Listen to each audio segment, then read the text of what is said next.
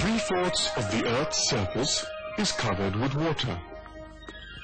In spite of this, most of the people living on this earth have to remain concerned about water almost round the year. People have to search for water. They have to obtain and store it. The reason for this is that most of the water available on the earth is saline in nature and therefore cannot be used for drinking, irrigation, and washing. For these requirements, we need fresh water, which is only 2% of the total water on the globe. This fresh water is found in rivers, lakes, ponds, glaciers, and under the ground. However, only 25% of it is accessible. The rest is in the form of snow, vapor, or in rocks, and thus cannot be used directly. Water present in the rivers, lakes, etc. are the most easily accessible.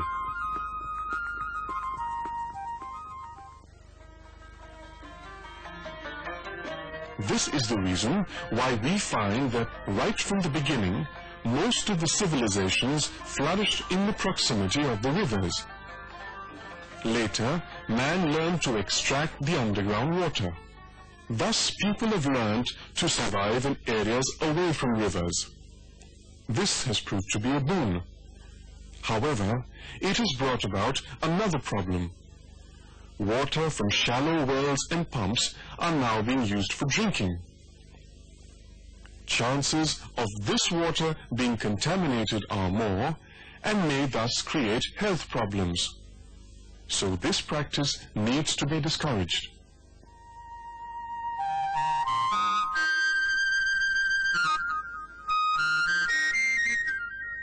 We use the river water for drinking, bathing, washing, irrigation, and so many other day-to-day uses.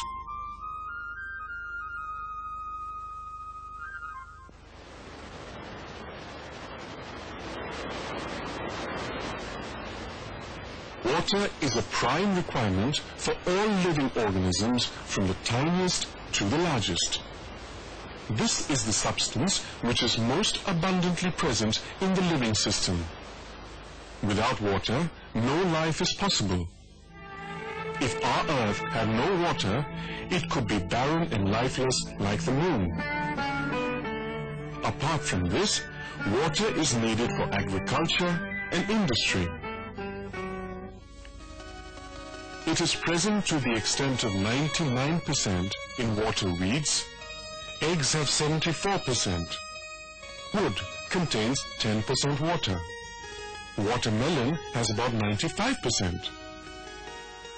Our own body has about 75% water. We cannot conceive of any ecosystem which has no water. An ecosystem is a self-supporting ecological unit like a forest, a pond, a lake, or even an ocean. And all these ecosystems can exist only when there is water. Most of these, except the oceanic ecosystems, can survive only when there is fresh water available. A question may arise here as to how the various components of an ecosystem receive water. This is because the water present on the earth is never static. It is always moving and circulating. This circulation of water is called the hydrological cycle or the water cycle. Water wherever present, whether it is in oceans, rivers, lakes, ponds, or in soil, in plants, in the body of animals and humans, continuously evaporates and the vapor enters the atmosphere. The vapor is then returned back to the earth in the forms of rains, snow, or hail. Major parts of these directly fall into the oceans. The rest fall on land where they form streams, rivers, lakes, etc. Some of the water falling on land enters the soil and meets the underground table. The rivers bring back water to the oceans. From the soil, the water may be absorbed by plants. Also, underground water is extracted. The rest flows back to the oceans. And so the cycle continues. In this hydrological cycle, rivers play a very important role. They not only store water, but also carry it through long distances. For example, the Ganga covers a length of more than 2,500 kilometers. Godavari, more than 1,400 kilometers. And the same is for Krishna. Yamuna covers about 1,400 kilometers before it merges its identity with the Ganga at Allahabad. If we examine any river, we would find that a large number of human settlements, including cities and towns, are situated along its banks. As an example, we take the case of the Yamuna. There are several cities and towns situated along its bank, such as Delhi, Agra, Allahabad, etc. In addition to these, there are innumerable villages along the river. These human settlements extract water from the river Yamuna for various uses, such as drinking, irrigation, washing, and also industrial uses. It is the same story with any other river, whether in this country or abroad. However, here we will talk about the Yamuna. We find that the river continues to flow, and its flow remains more or less the same all along its length. If we see the Yamuna at the center at Allahabad, it is as mighty as it is before Delhi. Now you may ask a question. How is it that water is extracted from the river, but it still continues to flow? The answer lies in the reverse process, whereby the river receives water in various forms from the area where it supplied its water. Whenever water is extracted from the river or some underground source, it is never consumed completely. Most of it comes back in the form of wastewater. The wastewater may be of household origin or of industrial origin. Wastewater of household origin is called sewage. When it is of industrial origin, it is called effluent. Apart from sewage and effluent, the river also receives agricultural runoffs. So, in a way, the water extracted from the river is returned back to the river. This is very good. It keeps the river flowing. But the question is, can we call this process the recycling of water? In the case of the Yamuna, and for that matter, any other river of India, it cannot be called recycling. The reason is that what we take from the river is good quality water, and what we put back to the river is water contaminated with various types of wastes and harmful substances.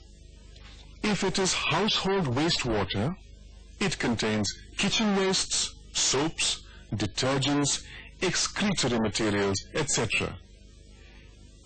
If it is industrial wastewater or effluents, it may contain a variety of materials which come into contact with the water during the industrial process. The quality of industrial effluents will depend on the raw materials used by the industries and the finished products. Our industrial processes use thousands and thousands of chemicals, and they may be present in the effluents. Another waste which is generated by the industry is heat. Water is used for cooling purposes. The cooling water coming out of industries carries with it a lot of heat, and when it is discharged to the river, it leads to thermal pollution. Thermal power plants are notorious for causing thermal pollution. Agricultural runoffs which come to the river are due to excessive irrigation or to rains, and they carry eroded soil particles. In addition to this, if there are excessive fertilizers or pesticides present in the soil, they also come with the runoffs.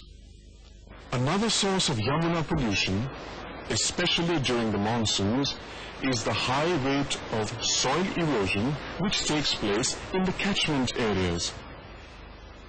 Mass-scale felling of trees in the Himalayas is responsible for this. During the monsoons, the river water looks as if it is diluted mud. However, this pollutant or impurity is not very dangerous, as it is visible to the naked eye and can be removed easily. This can be controlled by controlling deforestation on hills and by planting more trees in erosion-prone areas. As far as the pollutants received from household sources are concerned, they are not as harmful, as they mainly consist of organic matter which is present in low concentrations and can be taken care of by the river itself. The river water contains bacteria and other organisms which destroy these materials. However, if the household waste is discharged in large quantities, the river cannot destroy the wastes, so they accumulate in the river. Similar is the case of industrial waste, which is discharged in the Yamuna.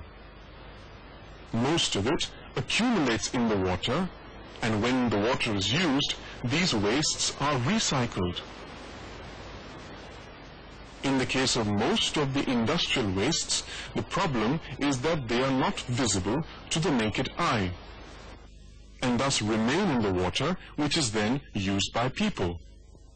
You may be aware of the Minamata disease, which is caused by mercury.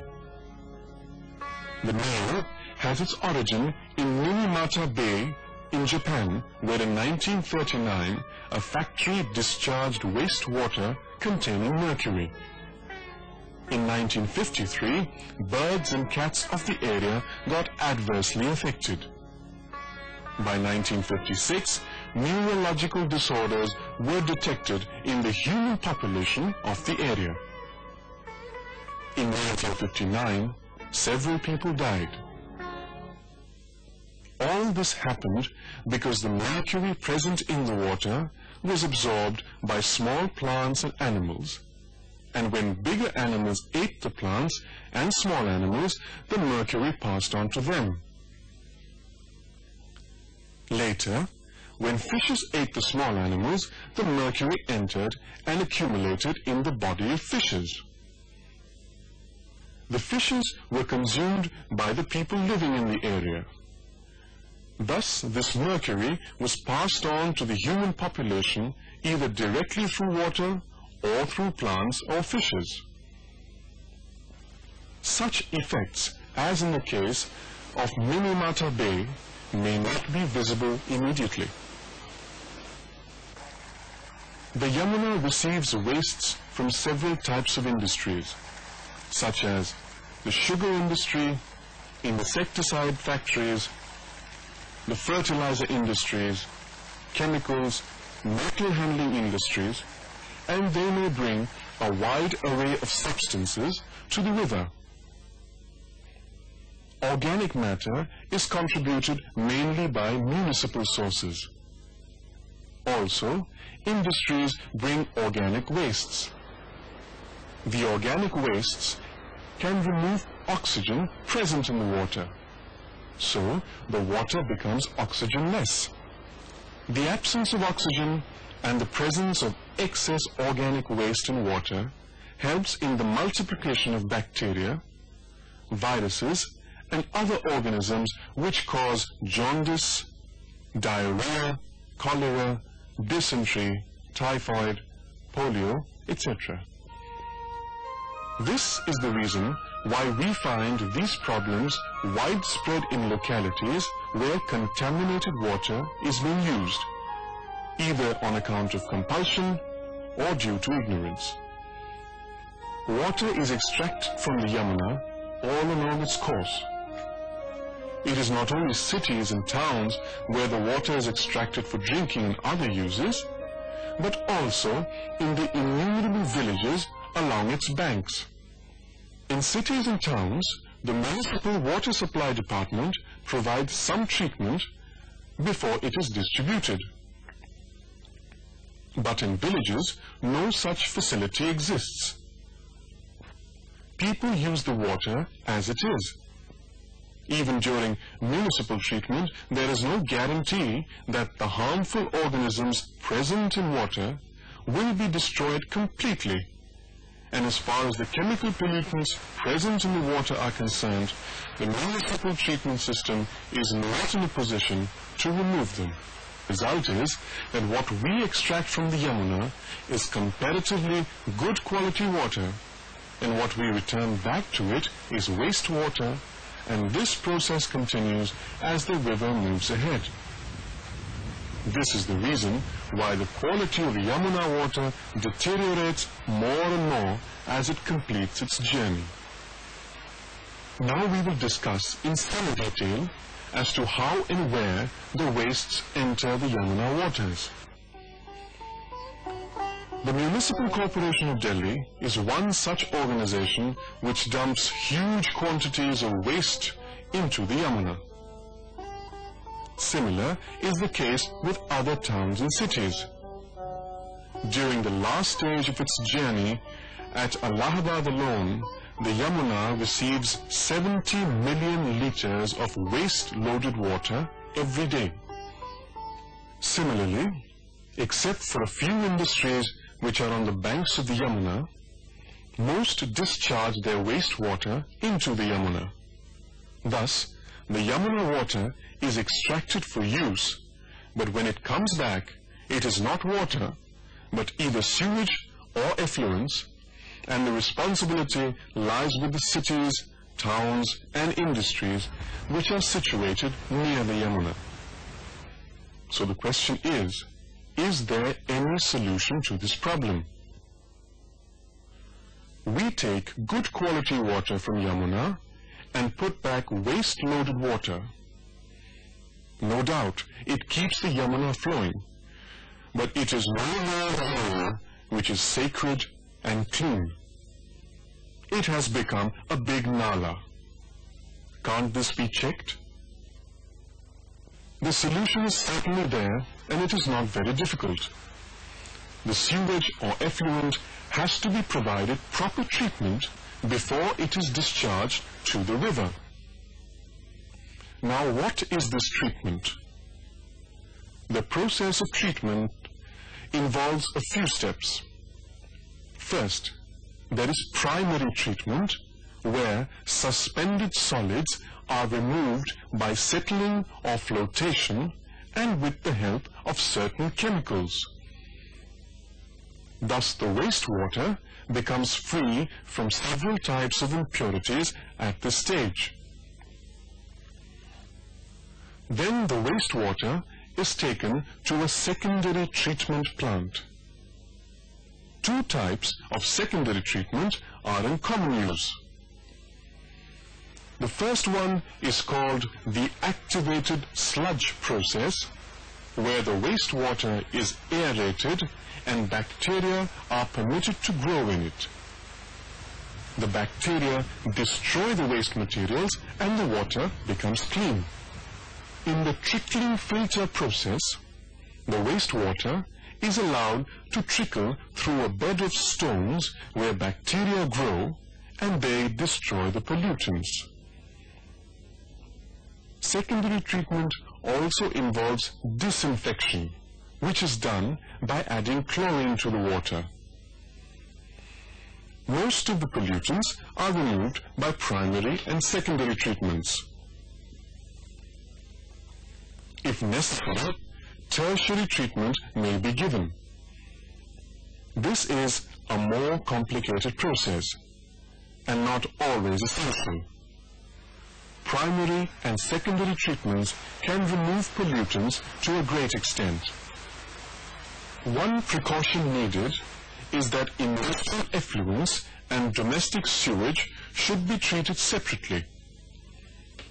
Industrial effluents may contain basic substances which can kill bacteria responsible for biodegradation of pollution. These chemicals need neutralization or removal before secondary treatment. So if the wastewater, whether it is effluents or sewage, is given proper treatment, it would be free from waste, and when it comes back to the river, we would be recycling the river water successfully. In such a situation, the quality of river water will not deteriorate much when its water is put to use and the wastewater after use is discharged back.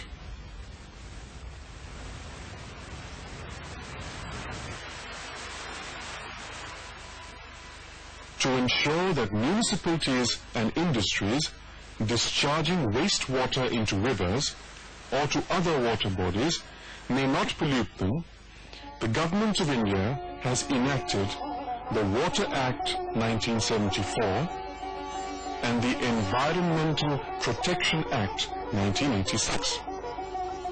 Under these acts, standards have been set for various discharges, and for those who exceed such limits, there are punishments. To implement these laws, there is the Central Board for Prevention and Control of Water Pollution and similar boards at state levels. These boards have an obligation to implement these acts. Awareness among people can also play a very important role. People can pursue the polluters and the boards to take corrective measures so that the untreated sewage or effluent is not permitted to come out of industries or municipal installations. The sewage or effluent may be provided adequate treatment before flowing into any river, lake, ocean, or land. However, the tragedy is that the Yamuna is still receiving large quantities of untreated or partially treated industrial and domestic wastes. This is not the Yamuna that we would like to have. But why do we lament over the Yamuna alone? The story of other rivers of our country is not at all different, and some of them are even more polluted than the Yamuna. The acts meant for protection of water bodies are lying in the books, while the water bodies are turning into sewage or effluent carriers, leading to innumerable problems for the people who have to depend on these water bodies. The Ganga attracted attention a few years ago, and now a program has already been undertaken to clean the Ganga. We also have to control our unhygienic habits. For example, the use of open spaces as toilets, dumping of garbage near water sources, etc. have to be checked. Certain other measures on our part can prove very helpful in controlling health problems associated with water pollution. For example, filtration and boiling of water before use can keep cholera, typhoid, dysentery, etc. away. So by adopting proper technologies and remedial measures, we can keep our rivers free from pollution. This will not only keep the rivers healthy, but it will contribute to our own well-being.